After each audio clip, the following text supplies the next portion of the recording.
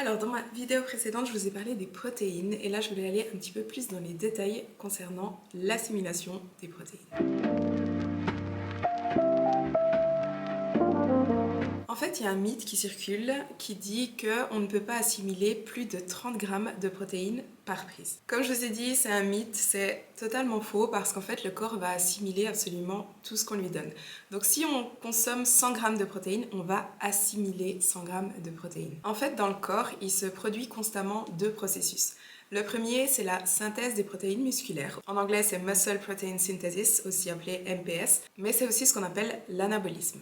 Et le second, c'est ce qu'on appelle la dégradation des protéines musculaires ou le catabolisme. Et en fait, on n'est jamais vraiment dans un état ou dans l'autre, c'est pas vraiment noir ou blanc. C'est-à-dire que chaque état n'a pas d'interrupteur. On peut pas éteindre l'interrupteur dégradation des protéines et allumer l'interrupteur synthèse des protéines et vice-versa. Les processus se passent toujours en même temps, de manière simultanée. En fait, il faut plutôt le voir comme une balance qui va pencher plus d'un côté ou de l'autre. Et en fait, quand on va ingérer des protéines, la balance va plutôt pencher du côté synthèse des protéines musculaires. Et c'est vraiment ce qu'on veut, c'est qu'on veut maximiser la synthèse des protéines musculaires pour justement créer de nouvelles cellules musculaires. Et en fait, seulement un certain apport en protéines suffit à maximiser justement cette synthèse des protéines. Et généralement, cette quantité va de environ 20 à 40 grammes. Et en fait, c'est là qu'il y a eu un amalgame et qu'est apparu ce mythe des 30 grammes de protéines maximales qui est assimilé à la fois. Comme je vous le disais avant, tout ce qu'on va ingérer, le corps va l'assimiler. Simplement, les protéines qui ne sont pas utilisées pour la synthèse des protéines musculaires vont être transformées en glucose. C'est ce qu'on appelle la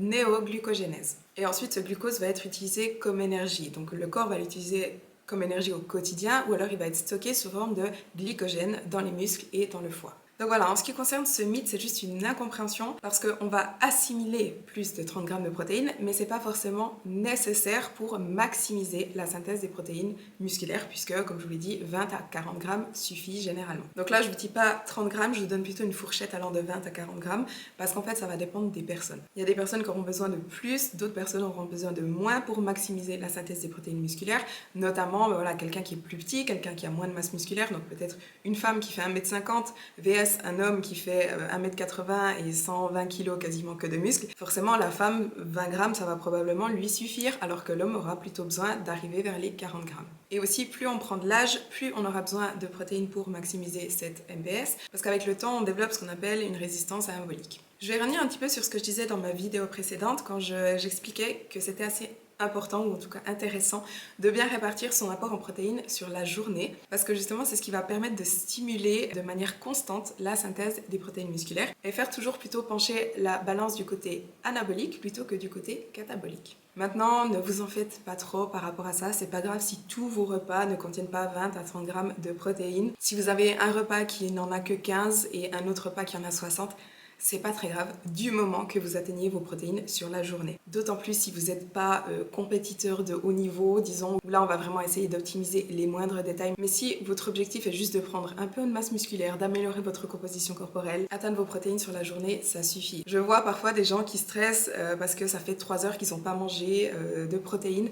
Ne vous en faites pas, vous n'allez pas perdre du muscle parce que ça fait 3 heures que vous n'avez pas mangé de protéines. Mais c'est vrai que de manière générale, bien répartir vos protéines sur la journée, ça vous permet justement de les atteindre beaucoup plus facilement et du coup de vous assurer d'atteindre votre quota de protéines journalier. Et encore une fois, c'est vraiment ça qui compte. Donc voilà, une vidéo très rapide, mais j'espère que ça aurait pu éclairer un petit peu ce mythe des 30 grammes de protéines par prise. Si vous avez des questions, comme toujours, n'hésitez pas à les mettre en commentaire. J'essaye de répondre vraiment à tous les commentaires. Donc j'espère que cette vidéo vous a plu. Si c'est le cas, n'oubliez pas de liker la vidéo, de vous abonner à ma chaîne si ce n'est pas encore fait.